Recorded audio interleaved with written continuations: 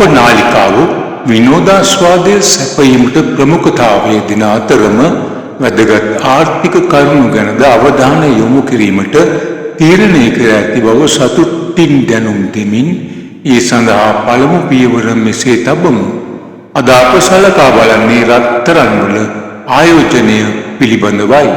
වර්තමානයේ රන් මිල ඉතිහාසයේ වැඩිම අගයතෙක් ඉහළ ගොස් ඇත.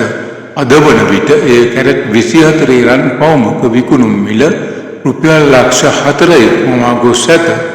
රන්වල ආයෝජනය සඳහා මෙවැනි අවස්ථාවක සූදානම් වීම සුදුසුද යන්න පිළිබඳව කෙටියෙන් අදහස් දැක්වීමක් කිරීමට මේ මගින් බලාපොරොත්තු වෙමු. වඩා විස්තර සහිත වීඩියෝවක් ඉදිරියේ ඉදිරිපත් කරමු. පළමුව අප කෙටියෙන් සලකා බලන්නේ මෙම අසාමාන්‍ය ලෙස රන් මිල ඉහළ යාමට හේතුභූත වූ කරුණු පිළිබඳවයි.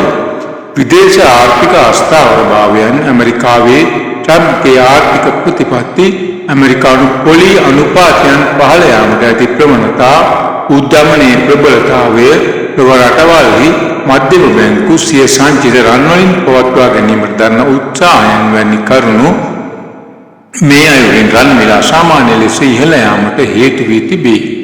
අප උත්සාහ ගන්නේ මේ අවස්ථාවේ ඔබ රන්වල ආයෝජනය සඳහා ඉදිරිපත් වීම කුමන බලපෑමක් ඇති කර ඇද යන්න කෙටියෙන් සලකා බැලීමටයි. පළමුවෙන් සඳහන් කළ යුතු කරුණක් නම් රන් යනු ද්‍රවශීලතාවයේ ඉතා අධික දෙයක් බවයි. එනම් ඕනෑම අවස්ථාවක මුදල් බවට පෙරලා ගැනීමට ඇති හැකියාවයි. එමෙන්ම කෙටිකාලීන ලෝක ආර්ථික අස්ථාවරතාවයන් ඇතිවීමේදී මිනිසුන් අවදානම අඩු ආයෝජනයක් වන රන්වල ආයෝජනය කිරීමට පෙළඹීම ඉහළ යාමක්ද දක්නට ලැබෙයි. ඉල්ලුම් සැපයුම් න්‍යායට අනුව ඕනෑම භාණ්ඩයක හෝ සේවාවක සැපයුම ඉල්ලුමට වඩා සාපේක්ෂව පහළ අගයක පවතින්නේ නම් ඒ මිල ඉහළ යාම සාමාන්‍ය ස්වභාවයයි.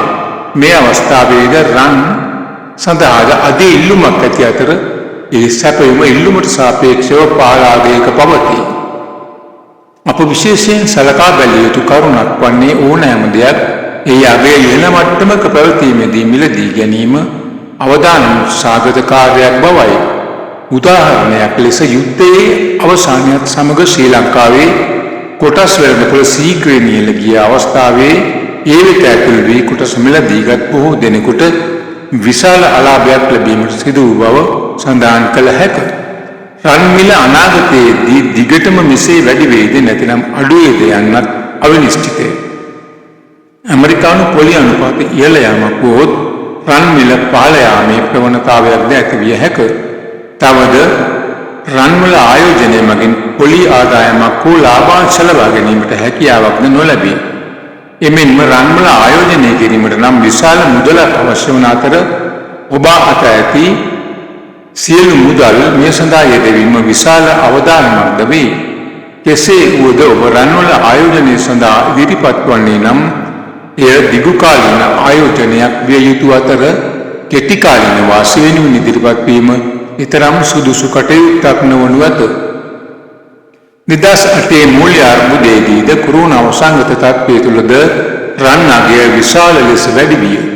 රන් මිල කෙටිකාලීනව පහළ ගියහොත් නැවත එය ඉහළ යනතුරු දිගු කාලයක් බලා සිටීමද සිදු විය හැකි බැවින් ඔබ ඇති සියලු මුදල් මේ සඳහා යෙදවිය යුතු නොවේ. ඔබේ ආයෝජන කළඹ විවිධාංගීකරණය කොට රන් සඳහාද යම් කොටසක් වෙන් කිරීම බුද්ධිමත් තීරණයක් විය හැක.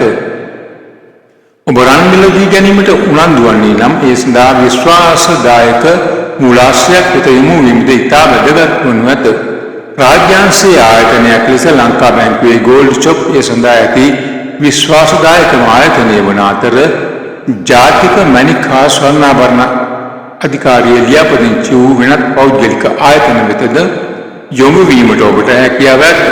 මෙයින් කෙටි අදහස් දැක්වීමක් සිදු කර ඇති අතර තවත් ඔබගේ ප්‍රශ්න යොමු කරන්නේ නම් ඒ සඳහා පිළිතුරු ඇතුළත් කරමින් මෙන්ම වඩාත් විස්තර සහිතව තවත් මෙවැනි වීඩියෝවක් නිකුත් කිරීමට බලාපොරොත්තු වෙමින් ඔබගේ අනාගතය සාර්ථක වේවායි පතමින් නවතිමි. ස්තුතියි.